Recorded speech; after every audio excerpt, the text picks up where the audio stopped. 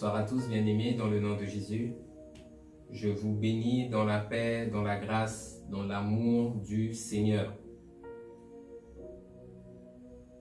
Ce soir, nous allons continuer autour de la parole de notre Seigneur sur le thème de l'immoralité sexuelle et du péché sexuel. Mais nous allons nous arrêter particulièrement ce soir sur une pratique qu'est l'adultère. L'adultère aujourd'hui qui s'est généralisé et qui décime nombre de foyers et qui donne toutes sortes de maux, de douleurs, de souffrances, tant à l'homme qu'à la femme, mais également aux enfants issus de ces unions. Lorsque je parle d'adultère, je fais référence, bien aimé, aux couples mariés selon les principes de la Bible. Les couples qui sont touchés par cette pratique. Amen. Je vous invite avant toute chose à remettre ce culte entre les mains de notre Seigneur Jésus-Christ.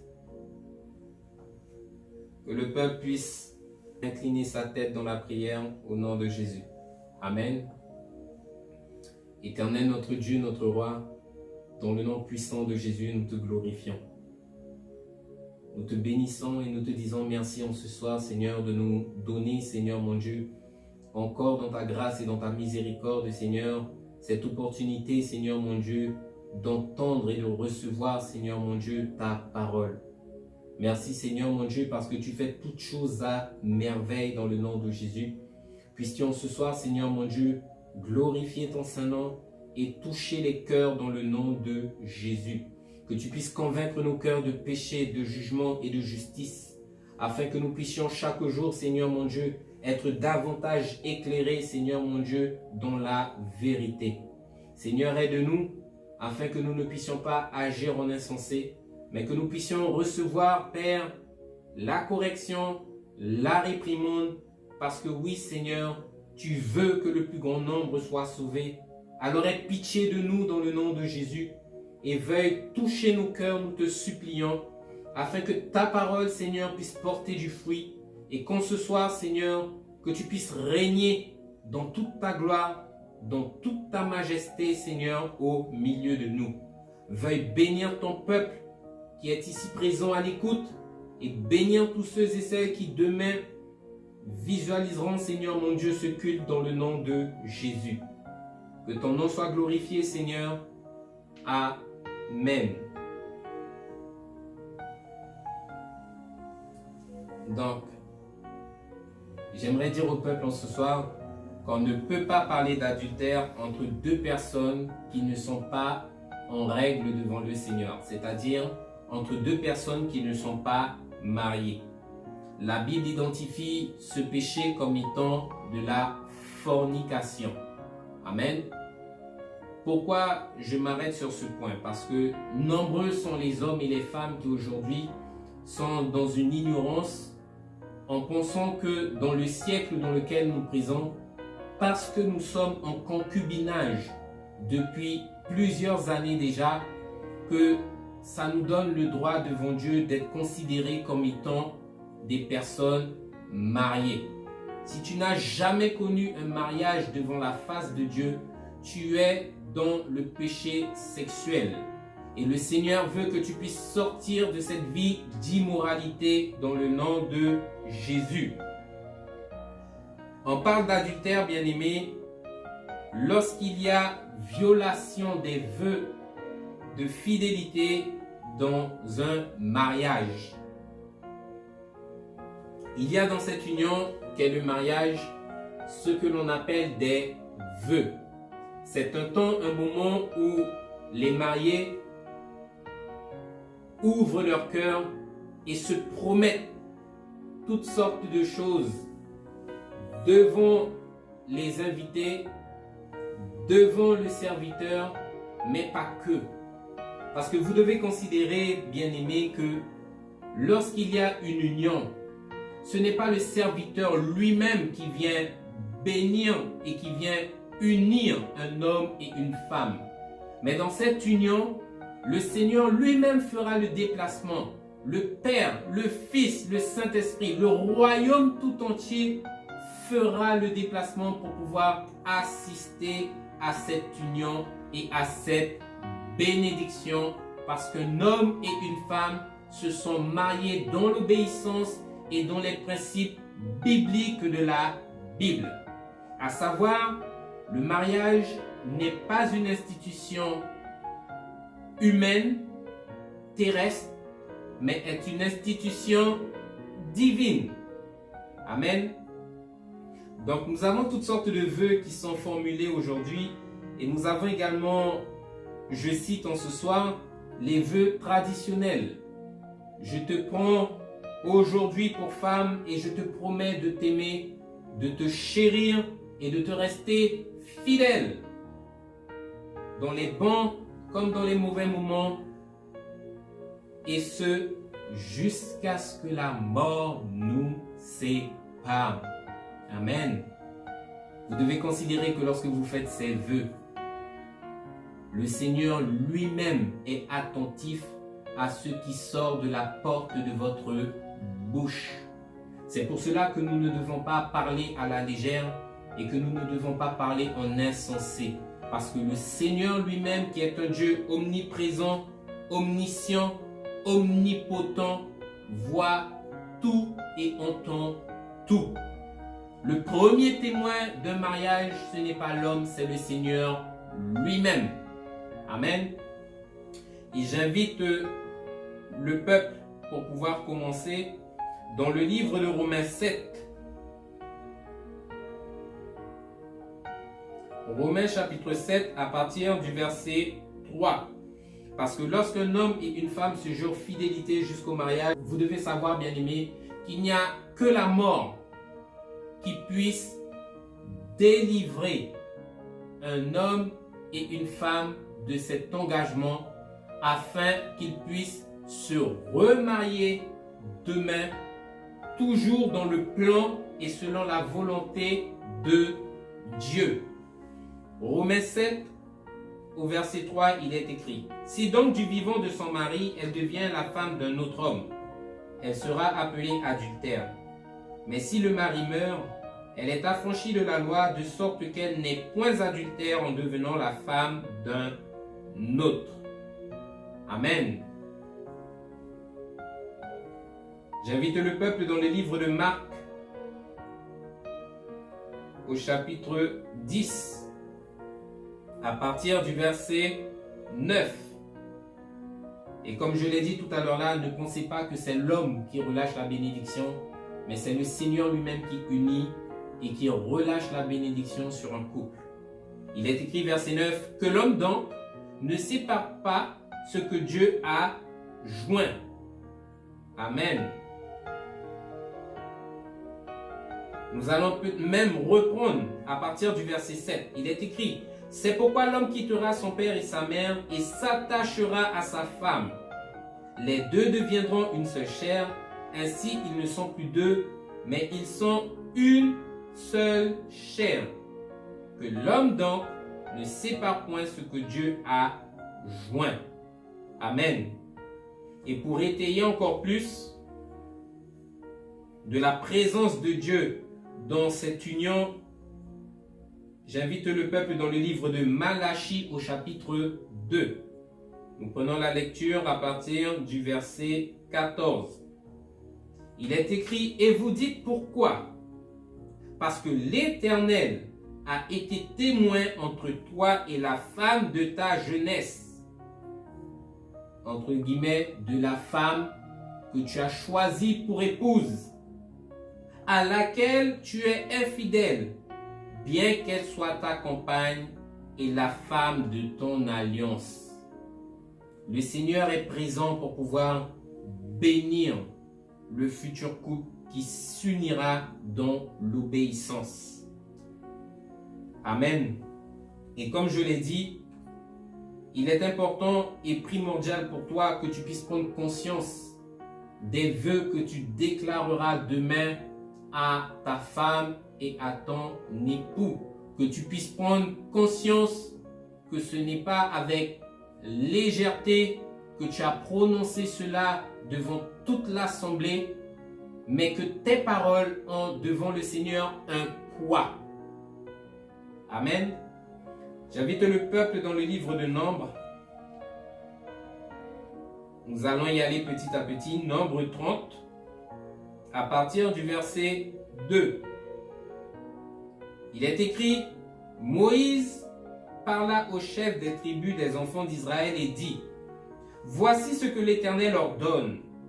Lorsqu'un homme fera un vœu à l'Éternel ou un serment pour se lier par un engagement, il ne violera point sa parole. Il agira selon tout ce qui est sorti de sa bouche. Amen. J'invite le peuple dans le livre de Deutéronome à partir du chapitre 23. Nous prenons la lecture à partir du verset 21. Il est écrit, si tu fais un vœu à l'Éternel ton Dieu, tu ne tarderas point à l'accomplir, car l'Éternel ton Dieu t'en demanderait compte et tu te chargerais d'un péché. Si tu t'abstiens de faire un vœu, tu ne commettras pas de péché, mais tu observeras et tu accompliras ce qui sortira de tes lèvres. Par conséquent, les vœux que tu feras volontairement à l'Éternel ton Dieu et que ta bouche aura prononcés.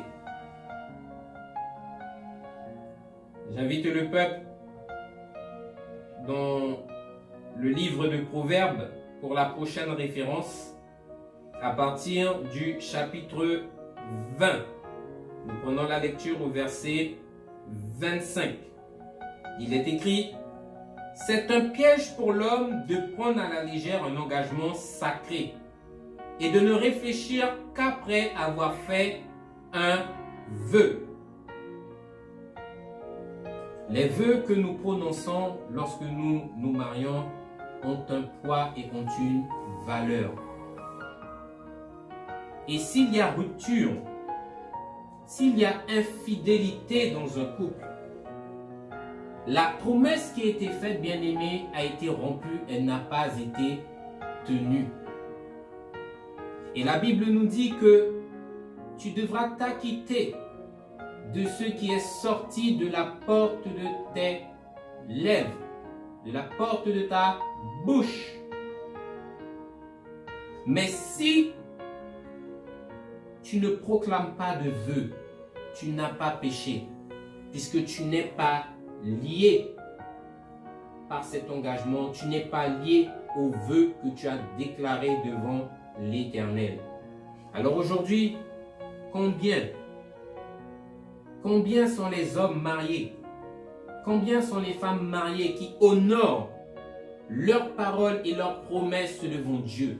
Lorsque tu es apparu devant l'assemblée et que tu as juré fidélité à cet homme, Dieu était-il sourd à ce moment-là? Non. Et aujourd'hui, nombreux sont les couples qui se déchirent parce qu'il y a de l'infidélité. Les vœux, la promesse qui a été faite autrefois n'est plus tenue. Et j'aimerais dire au peuple que la fondation du mariage ne repose pas uniquement sur la sexualité. Mais le mariage, c'est bien plus que cela. Amen. Le mariage, ce n'est pas pour les enfants. Tu dois pouvoir considérer que lorsque tu te maries, tu as pleinement pris conscience que c'est avec cet homme, c'est avec cette femme que tu veux passer le restant de ta vie. C'est avec cet homme, cette femme que demain matin, tu veux cheminer pour pouvoir construire quelque chose, fonder une famille, avoir toutes sortes de projets. Cette femme et cet homme, tu le verras demain vieillir à tes côtés. Nous devons prendre conscience de ces choses et ne pas faire notre choix à la légère. Parce que Dieu lui-même n'est pas léger lorsqu'il regarde, lorsqu'il unit Et nous l'avons vu, le Seigneur lui-même dit que l'homme ne sépare point ce que Dieu a joint. En d'autres termes, on ne joue pas avec le mariage. Parce que c'est une union sacrée, c'est une institution divine. La Bible elle-même nous parle en nous disant que tout ce que nous vivons ici-bas sur cette terre nous prépare à vivre également la même chose dans le ciel avec le Seigneur. La Bible nous dit concernant le tabernacle de Moïse qu'il n'est que l'image et l'ombre du véritable tabernacle céleste dans le ciel. Concernant le mariage, la Bible nous parle en nous disant que dans le royaume, il y aura une fête que l'on appelle les noces de l'agneau. Cette fête, c'est quoi? C'est lorsque l'Église, l'épouse de Christ, sera enlevée dans le ciel pour pouvoir être avec le Seigneur éternellement. Il y aura dans le ciel une union entre l'Église et le Seigneur. Et j'aimerais te dire que lorsque cette union aura lieu dans le ciel, le Christ lui-même ne s'unira pas à l'Église pour pouvoir demain matin la répudier et lui donner une lettre de divorce. Mais c'est éternellement qu'il demeurera avec elle et nous avec lui. Amen. J'invite le peuple dans le livre d'Exode,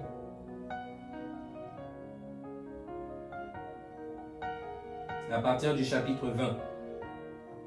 Nous prenons la lecture à partir du verset 14. Ici, bien aimé, c'est un commandement universel, c'est un verset que tout le monde connaît. Il est écrit: tu ne commettras point d'adultère. Aujourd'hui, tout le monde connaît ce passage, mais beaucoup ont du mal à l'appliquer. Amen. La Bible nous parle, bien aimé, de deux hommes, de deux histoires différentes, de deux serviteurs de Dieu mis à part pour sa gloire. Nous allons voir ce soir l'histoire de Joseph qui fut vendu par ses frères comme esclave en Égypte et l'histoire du petit David qui fut élevé au rang de roi d'Israël. Amen. J'invite le peuple dans les livres de Genèse. Genèse chapitre 39. À partir du verset 5. Nous n'allons pas lire tout ce qui concerne Joseph, mais nous allons prendre une partie. Nous prenons la lecture à partir du verset 5. Il est écrit: dès que Potiphar l'eut établi sur sa maison et sur tout ce qu'il possédait, l'Éternel bénit la maison de l'Égyptien à cause de Joseph, et la bénédiction de l'Éternel fut sur tout ce qui lui appartenait, soit à la maison, soit au champ. Il abandonna aux mains de Joseph tout ce qui lui appartenait, et il n'avait avec lui d'autre soin que celui de prendre sa nourriture. Or Joseph était beau de taille et beau de figure. Après ces choses, il arriva que la femme de son maître porta les yeux sur Joseph et lui dit: couche avec moi.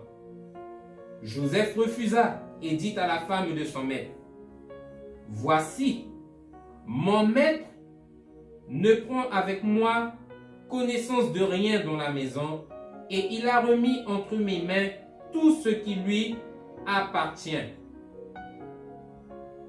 Il n'est pas plus grand que moi dans cette maison, et il ne m'a rien interdit excepté toi, parce que tu es sa femme. Comment ferais-je un aussi grand mal et pécherais-je contre Dieu? Quoiqu'elle parlât tous les jours à Joseph, il refusa de coucher auprès d'elle, d'être avec elle. Un jour qu'il était entré dans la maison pour faire son ouvrage et qu'il n'y avait là aucun des gens de la maison, elle le saisit par son vêtement en disant « Couche avec moi ». Il lui laissa son vêtement dans la main et s'enfuit au dehors.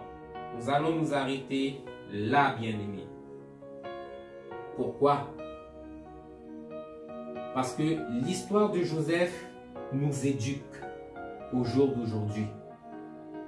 Nous voyons ici un serviteur qui est demeuré dans une intégrité physique, mais également spirituelle devant le Seigneur. Et il ne s'est pas souillé. J'invite le peuple dans le livre de Marc. Rapidement, dans le livre de Marc. Marc chapitre 7, verset 21 au verset 23. Il est écrit car c'est du dedans du cœur des hommes que sortent les mauvaises pensées, les adultères, les débauches et les meurtres, les vols, les cupidités, les méchancetés, la fraude, le dérèglement, le regard envieux, la calomnie, l'orgueil, la folie. Toutes ces choses sortent du dedans de l'homme et le souillent, nous dit la Bible. Amen. Et nous voyons au travers de Joseph que Joseph lui-même, malgré les avances répétées de cette femme, a su garder sa position devant Dieu dans l'obéissance parce qu'il craignait plus le Seigneur que l'homme lui-même. Et la Bible nous donne un avertissement concernant la débauche, concernant l'impudicité. Fuyez la débauche, nous dit la Bible, car quelconque péché qu'un homme commette, ce péché se commet hors du corps. Ne savez-vous pas que vous êtes le temple du Saint-Esprit, nous dit la Bible. Fuyez la débauche. Et lorsqu'on lit le passage de Joseph, il y a quelque chose qu'il faut prendre en compte. C'est qu'à l'époque de Joseph, la loi n'existait pas encore. La loi est venue bien plus tard au travers de l'Exode, lorsque Moïse lui-même reçut les commandements du Seigneur pour le peuple d'Israël. Mais comment Joseph lui-même savait que l'adultère n'était pas bon devant le Seigneur? C'est la question que je me pose aujourd'hui. Tout simplement pourquoi? Parce que Joseph lui-même a su, au cours de ces années, s'appuyer sur le Seigneur. Joseph avait cette intimité avec son Dieu, en sorte que le Seigneur lui-même lui enseignait sa volonté. Joseph ne touche pas à ça. Joseph fait cela. Et c'est ce que le Seigneur veut pour toi et pour moi. Que nous puissions avoir notre intimité avec lui, afin que nous puissions être en constante harmonie avec lui. Que nous puissions toujours pratiquer de bonnes œuvres devant sa face et fuir ce qui est mal. La Bible nous dit que Joseph a dit: comment pécherai-je et commettrai-je un aussi grand mal? Joseph avait déjà pris conscience que s'il commettait ces choses, que le Seigneur lui-même allait l'abandonner. Et nous voyons, bien-aimés, malgré tout ce que la femme de Potiphar a pu faire, Joseph lui-même, par ses accusations, a été jeté en prison. La Bible nous le dit. Mais malgré le fait qu'il fut jeté en prison, le Seigneur lui-même ne l'a jamais abandonné. Le Seigneur a toujours été avec lui parce qu'il était agréable et obéissant. Et nous voyons également la suite. Joseph lui-même fut élevé par la suite par le Seigneur lui-même. Fuis l'immoralité sexuelle, fuis le péché. Amen. J'invite le peuple dans le livre de 2 Samuel. 2 Samuel chapitre 11, nous prenons la lecture à partir du verset 5.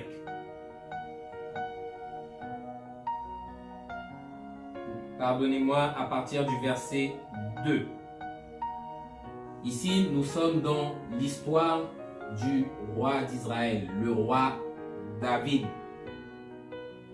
Et la Bible nous dit à partir du verset 2, un soir,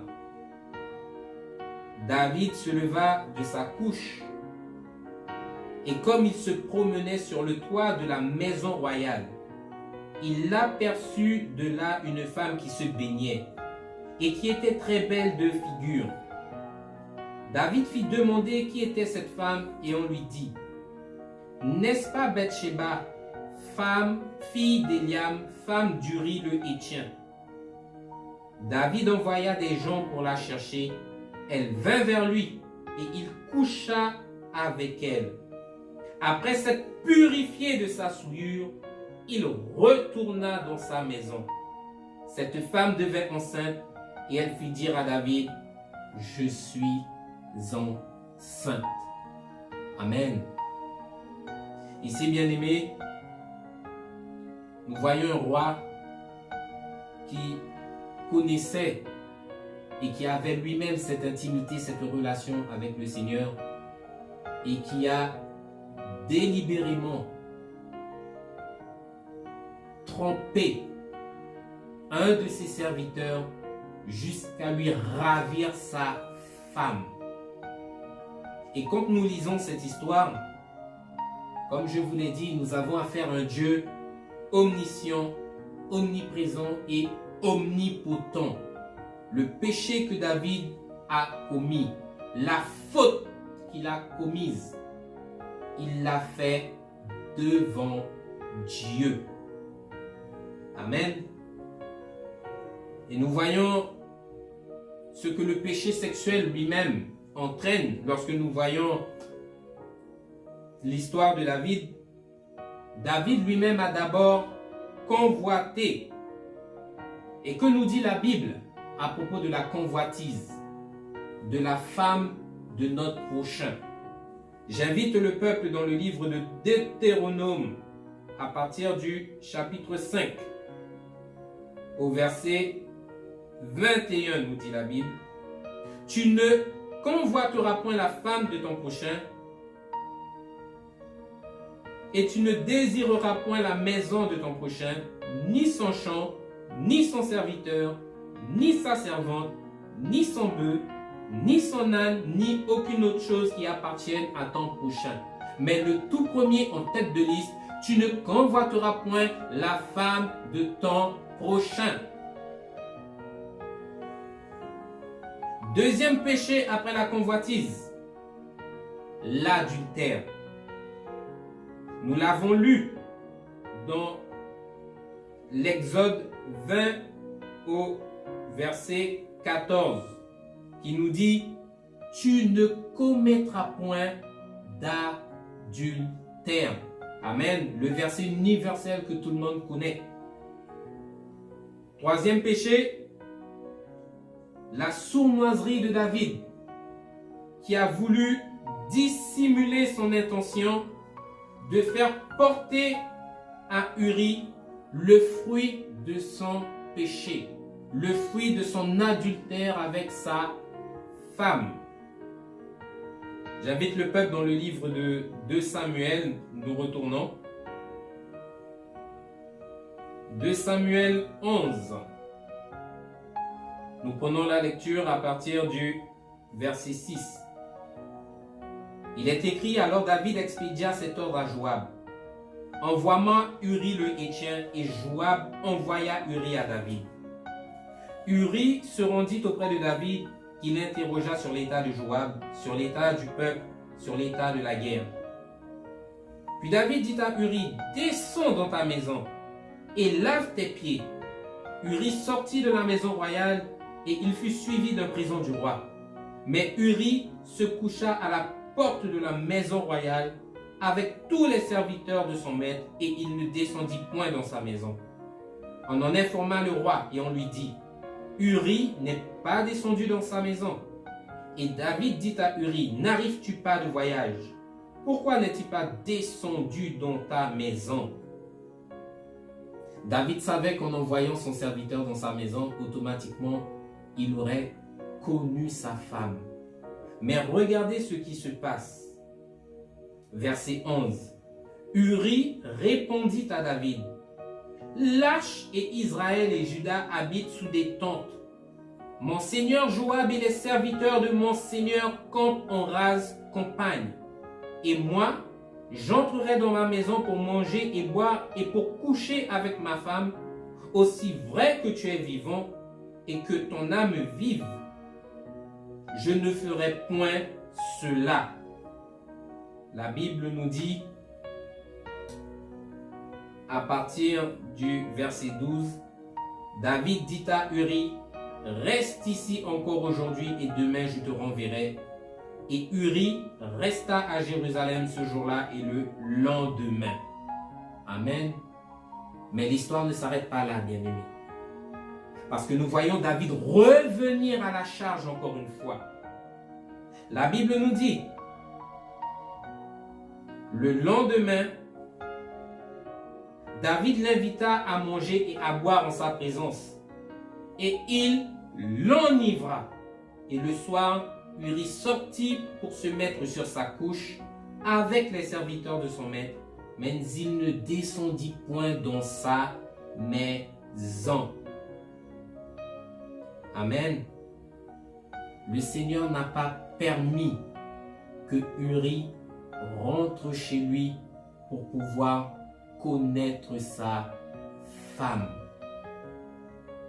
Malgré la fourberie de David, le dessein qu'il avait lui-même dans son cœur n'a pas abouti parce que Dieu lui-même n'a pas permis. Amen.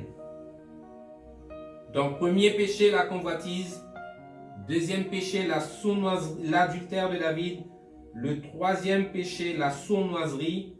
L'intention de faire porter à son serviteur le fruit de son adultère. Et le quatrième péché, nous allons parler du meurtre. La mise à mort d'Uri le Héthien. Quand nous lisons le verset 14 de 2 Samuel 11, il est écrit, le lendemain matin, David écrivit une lettre à Joab, voyant qu'il n'arrivait pas à faire Uri rentrer chez lui. Et il lui dit, placez Uri au plus fort du combat et retirez-vous de lui afin qu'il soit frappé et qu'il meure. Amen. Bien qu'il ait donné cet ordre à l'un de ses généraux sur le champ de bataille, retirez-vous d'Uri afin qu'il soit frappé et qu'il meure. David n'a pas eu le cran de pouvoir dire à Uri ce qu'il a fait. Il n'a pas eu le courage de dire à son serviteur qu'en son absence, il a couché avec sa femme. Et David, voyant son erreur, a usé de stratège. Voyant qu'il n'arrivait pas, il a envoyé son serviteur à la mort. La Bible nous dit quoi concernant la mort? Concernant le péché de David. J'invite le peuple dans le livre de Exode 21. À partir du verset 12.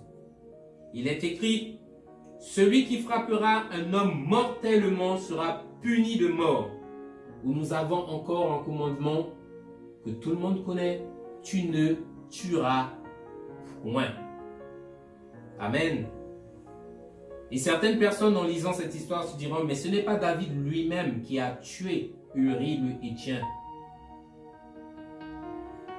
Et bien aimé, la mort d'Uri a bien été orchestrée, planifiée et éditée par le roi David lui-même.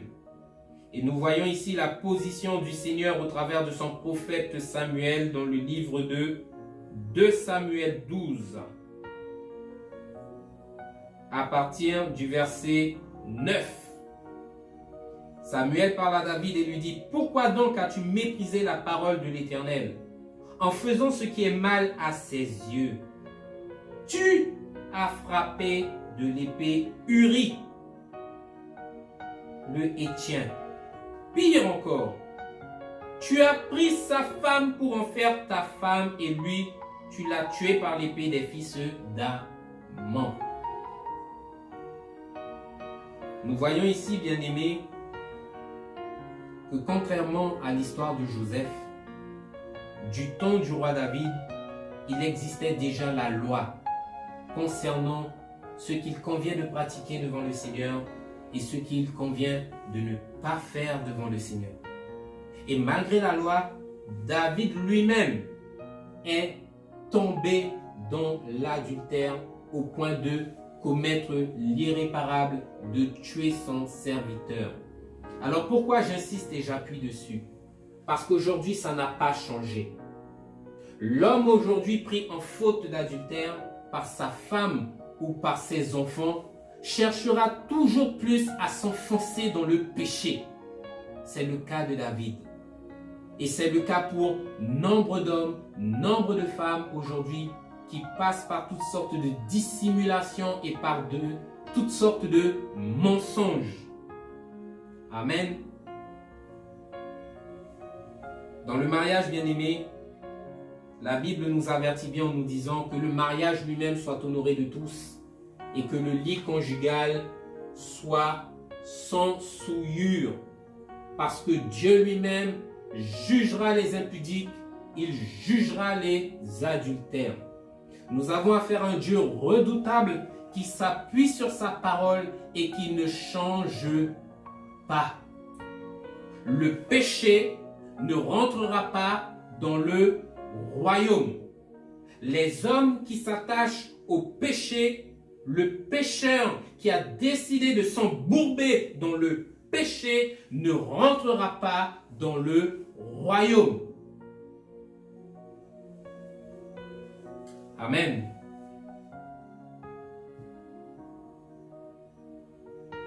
Lévitique 20,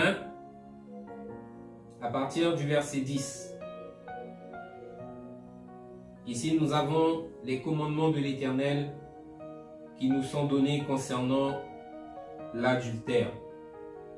Si un homme commet un adultère avec une femme mariée, s'il commet un adultère avec la femme de son prochain, l'homme et la femme adultère seront punis de mort. Vous voyez la sentence? C'est la sentence qui était ordonnée par Dieu dans l'Ancien Testament. L'adultère était réprimandé et puni de mort. Nous continuons, bien-aimés, dans le livre de Deutéronome, au chapitre 22, verset 22. Si l'on trouve un homme couché avec une femme mariée, ils mourront tous les deux, l'homme qui a couché avec la femme et la femme aussi. Tu ôteras ainsi le mal du milieu d'Israël, nous dit la Bible. En d'autres termes, à l'époque de l'Ancien Testament, le Seigneur appuyait bien sur cette pratique afin qu'elle ne puisse pas se généraliser dans tout le peuple. Parce que la Bible nous dit bien, l'union, le mariage est sacré. L'union d'un homme et d'une femme compte énormément pour le Seigneur. Ce n'est pas quelque chose que le Seigneur lui-même prend à la légère. Parce que la Bible nous dit que de cette union, tu ne seras plus seul. De cette union, vous ne serez plus deux, mais un, nous dit la Bible. Lorsque le Seigneur regardera l'homme que je suis, il verra en moi ma femme et moi qui ne forment qu'un devant sa face. Lorsqu'il regardera ma femme, il verra ma femme plus moi qui ne forme qu'un devant sa face. Il y a un processus spirituel qui vous donne de ne plus être deux, mais qui vous donne de paraître comme étant un, unis devant la face du Seigneur. Et la Bible nous dit bien, celui qui commet un adultère, bien-aimé, c'est terrible. Celui qui s'unit à la prostituée est un avec la prostituée. En d'autres termes, chaque fois que tu connais une personne hors du cadre de ton mariage, dans ce que l'on appellera l'infidélité, tu t'unis avec cette personne. Le Seigneur ne veut pas que tu puisses t'unir à plusieurs personnes, mais il veut que tu puisses t'unir uniquement à ta femme. Amen.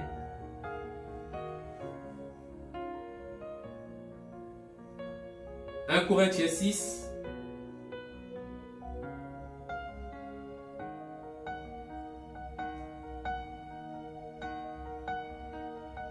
Nous prenons la lecture à partir du verset 9. Il est écrit: « Ne savez-vous pas que les injustes n'hériteront point du royaume de Dieu? Ne vous y trompez pas, nous dit la Bible.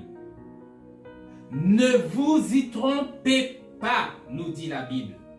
Je le répète, ne vous y trompez pas. Que le diable ne te mente pas sur ce sujet. Parce que la Bible nous donne et nous décrit toutes les personnes qui sont dans les pratiques immorales. La Bible nous dit qu'elles n'hériteront pas du royaume de Dieu. Nous reprenons la lecture, verset 9. Ne savez-vous pas que les injustes n'hériteront pas le royaume de Dieu? Ne vous y trompez pas. Ni les fornicateurs, ni les idolâtres, ni les adultères, ni les efféminés, ni les homosexuels. Nous l'avons vu pour les homosexuels, les lesbiennes, dans le culte précédent. Ni les voleurs, ni les cupides, ni les ivrognes, ni les outrageux, ni les ravisseurs n'hériteront du royaume de Dieu. Amen. Toute personne qui se retrouve dans l'immoralité sexuelle, dans le péché sexuel, que ce soit la fornication, que ce soit le viol, que ce soit l'inceste, que ce soit la prostitution, que ce soit la pornographie, bien-aimé, et bien plus, ceux-là n'hériteront pas du royaume de Dieu.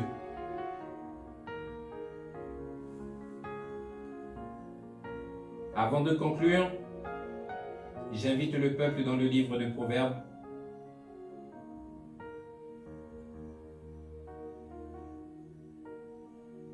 Proverbes chapitre 6, à partir du verset 32.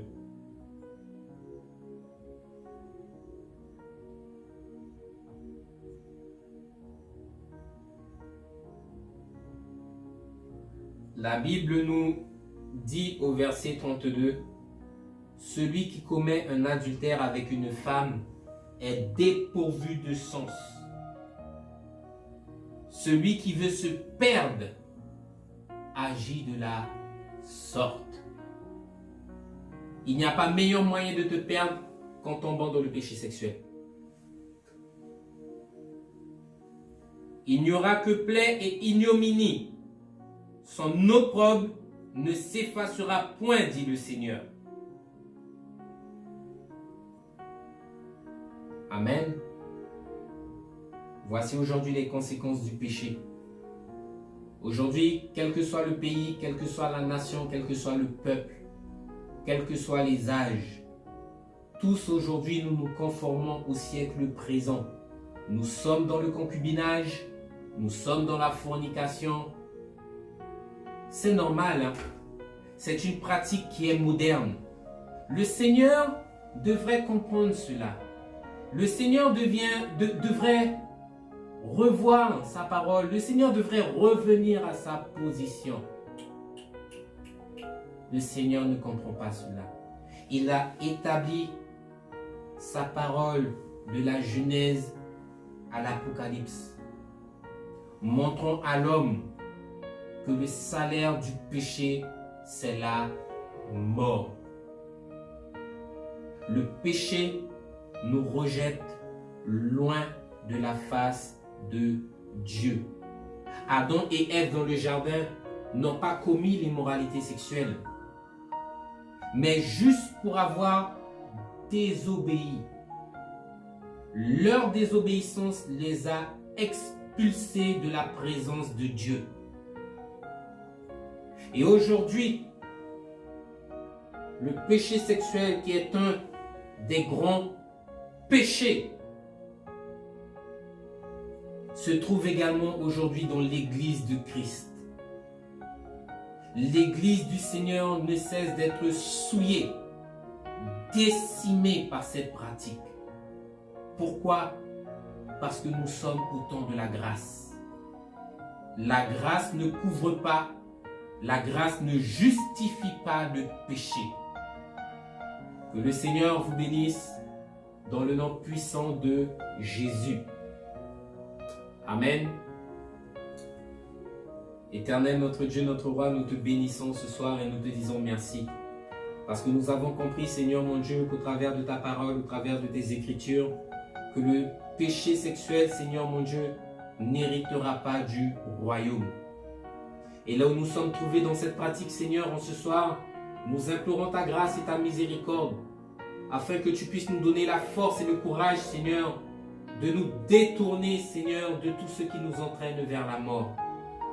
Que nous puissions être ce temple saint, ce temple séparé de toute la modernité et de toutes ces pratiques que le monde adore et idolâtre.